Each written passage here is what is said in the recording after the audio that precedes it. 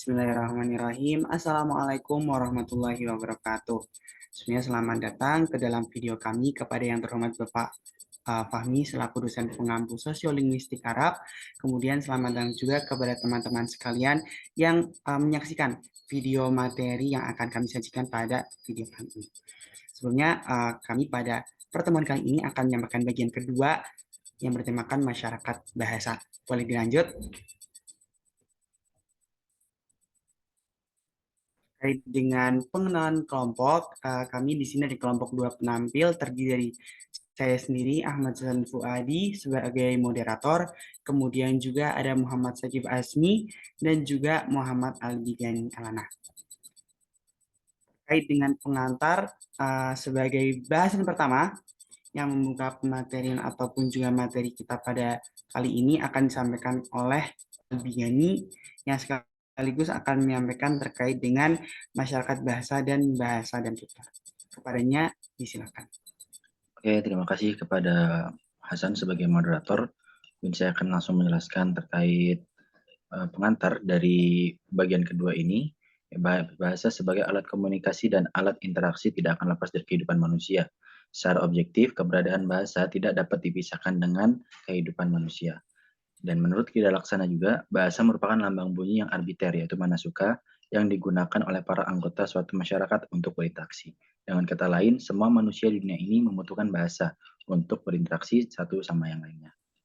Lagi next.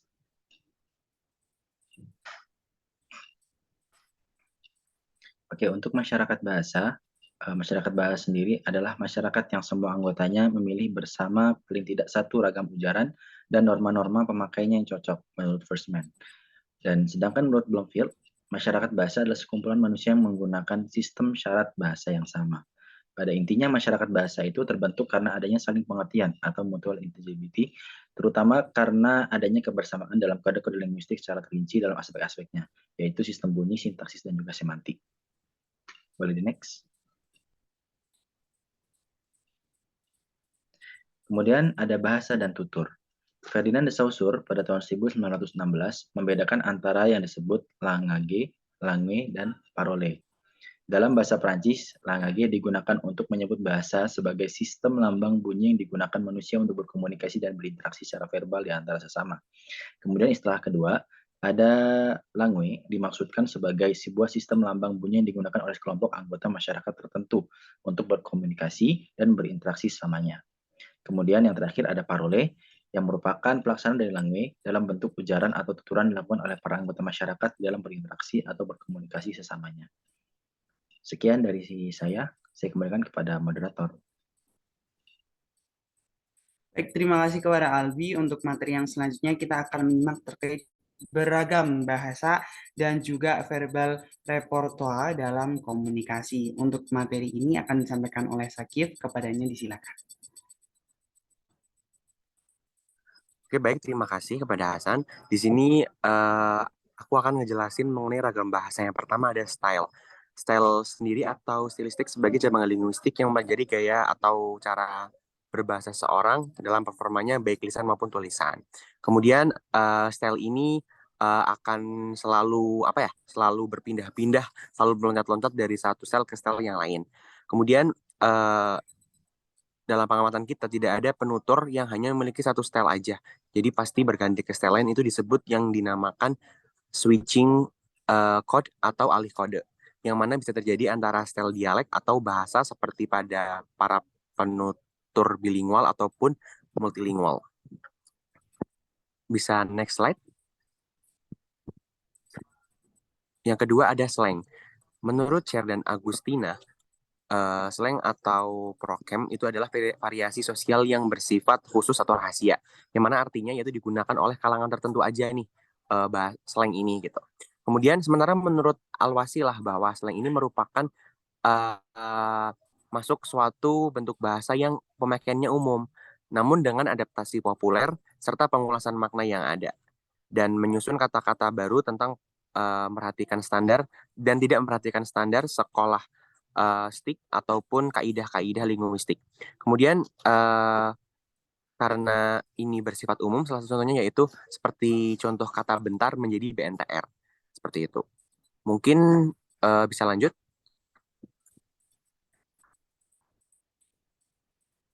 Kemudian yang selanjutnya ada kolokial.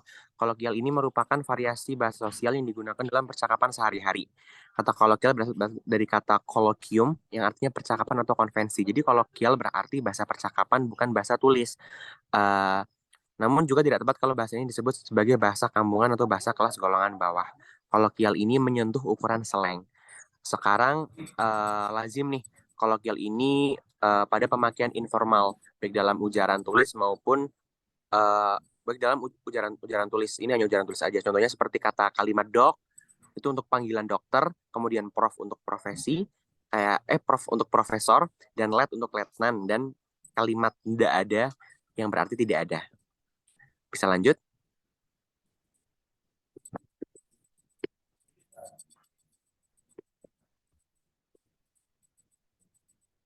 Selanjutnya ada jargon, argot, ken, dan register. Jargon sendiri adalah seperangkat istilah atau ungkapan yang dipakai suatu kelompok tertentu. Istilah ini tidak diketahui oleh orang lain dan bersifat tidak rahasia. Contohnya dalam kelompok perbengkelan nih ada ungkapan roda gila, didongkrak, dicas, dan dipoles. Kemudian kalau dalam kelompok tukang batu atau bangunan itu ada ungkapan disipat, disiku, dan ditimbang. Kemudian kalau untuk argot, argot ini bahasa rahasia atau bahasa khas para pencuri atau terbatas pada profesi tertentu yang bersifat rahasia. Letak kekhususan argot ini dalam dunia kejahatan, meanwhile pencuri ataupun tukang copet, seperti barang artinya itu mangsa, kemudian kacamata artinya polisi, daun artinya uang, dan gemuk berartikan mangsa yang besar, dan TP artinya mangsa yang empuk. Bisa dilanjut. Kemudian setelah jargon dan argot itu ada cant. Cant merupakan variasi bahasa tertentu yang bernada memelas ataupun merengek-rengek penuh kepura-puraan. Biasanya digunakan oleh para pengemis yang tercermin pada ungkapan cants of begar atau bahas pengemis. Kemudian yang terakhir ada register. Satu ragam bahasa yang digunakan untuk maksud tertentu sebagai kebalikan dari dialek sosial ataupun regional yang bervariasi karena penuturnya. Register bisa dibatasi lebih sempit dengan acuan pada pokok ujaran, misalnya istilah mengail dan judi atau tingkat keformalannya, seperti formal biasa dan intim. Bisa lanjut? Berikut tadi yaitu ragam bahasa, ada 4 jargon, argot, cant, dan register. Selanjutnya akan ada verbal repertoire dalam komunikasi. Dapat dikelompokkan menjadi 2 nih verbal repertoire dalam komunikasi, yaitu verbal repertoire ciri yang dimiliki individu dan yang dimiliki masyarakat. Kemudian, jika suatu masyarakat memiliki verbal repertoire yang relatif sama dan memiliki penilaian yang sama terhadap pemakaian bahasa yang digunakan dalam masyarakat, disebut dengan masyarakat bahasa. Masyarakat bahasa juga dibedakan menjadi 3 nih, yaitu ada masyarakat monolingual, masyarakat bilingual, dan masyarakat multilingual. Semua bahasa berseragam yang dimiliki atau dikuasai oleh seorang penutur ini disebut dengan istilah repertoire bahasa atau verbal repertoire dan dari orang itu. Kemudian jadi terjadinya interaksi kebahasaan untuk saling menyampaikan informasi antara penutur dan tertutur tentang sebuah topik ataupun pokok bahasan dan waktu tempat situasi tertentu disebut yang namanya peristiwa tutur. Kemudian peristiwa tutur ini untuk suatu peristiwa tutur itu harus memenuhi 8 komponen tutur yang disingkat dengan speaking. Apa itu speaking? Bisa next slide.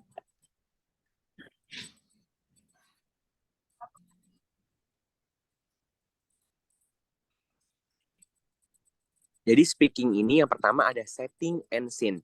Setting ini berhubungan dengan waktu dan tempat pertuturannya berlangsung. Sedangkan scene mengacu pada situasi pertuturan.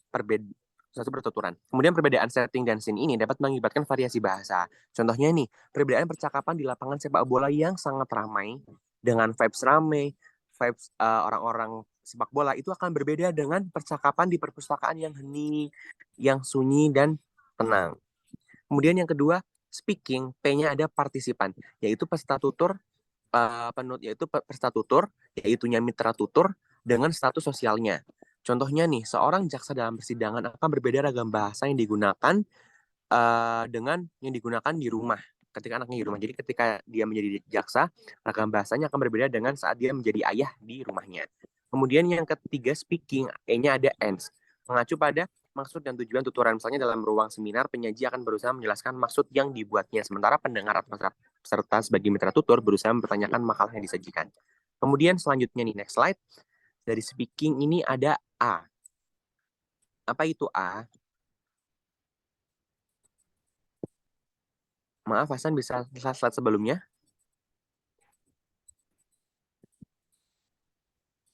Oke. Mungkin next slide-nya lagi.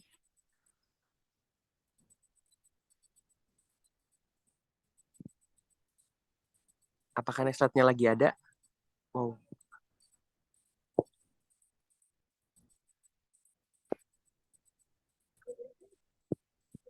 Oke, selanjutnya akan ada norms of interaction dan interpretation. Itu adalah norma atau aturan yang harus dipahami dalam berinteraksi. Kemudian untuk J genre itu mengacu pada bentuk penyampaian seperti puisi peribahasa dan proses. Ada yang membedakan genre dalam 3 jenis, yaitu percakapan di dalam gedung, di luar gedung, dan melalui media. Keseluruhan komponen dan peranan komponen tutur dalam peristiwa berbahasa disebut dengan peristiwa tutur atau speech event. Selanjutnya akan saya kembalikan kepada Hasan. Baik, oke, terima kasih kepada Sakif. Mungkin nanti insya Allah akan bisa menjadi bahasan atau mungkin menjadi kajian yang lebih dalam lagi untuk kita bahas di perkuliahan sinkronus. Tadi udah dibahas terkait dengan bahasa dan juga verba repertoire. Untuk yang selanjutnya akan ada bahasan terakhir yaitu terkait dengan bahasa Pidgin dan juga Creole. Jadi untuk pendahuluannya dari bahasan ini bahwa pada kenyataannya bahasa ini memiliki berbagai wujud variasi gitu. Di antaranya adalah variasi standar dan juga non standar yang mana pendapat ini membantah konsep Chomsky terkait dengan masyarakat bahasa homogen gitu. Karena berdasarkan pendapat Wardah juga ini mengevaluasi pandangan masyarakat homogen yang disampaikan oleh Chomsky yang mengatakan bahwa para ahli bahasa itu membuat hipotesis ideal untuk mencapai sebuah tujuan teoritis tertentu gitu. Kemudian juga berdasar pendapat Wardah dapat disimpulkan bahwa berdasarkan masyarakat bahasa yang heterogen ini akan lebih masuk akal. Terkait dengan ihwal masyarakat homogen, kelihatannya hal ini susah untuk dibayangkan. Sekiranya ada pun juga akan sangat terbatas dan juga sangat sedikit jumlahnya. Oleh karena itu, keheterogenan masyarakat bahasa dan juga faktor-faktor yang bersifat individual, regional, sosial maupun juga situasional itu sangat berpengaruh terhadap variasi bahasa. Berdasarkan dengan pendapat di atas, maka para pakar sosiolinguistik pun juga berpendapat bahwa bahasa ini sangat bermacam-macam dan di antara macam-macam bahasa yang ada di masyarakat ini ada dua yang disorot pada materi hari ini. Yang pertama adalah terkait dengan bahasa Pidgin, kemudian yang kedua adalah bahasa Creole. Yang pertama, kita akan membahas terlebih dahulu terkait dengan bahasa Pidgin, yang mana menurut Wardah dan juga Holmes, bahasa Pidgin ini merupakan bahasa yang tidak memiliki penutur asli gitu.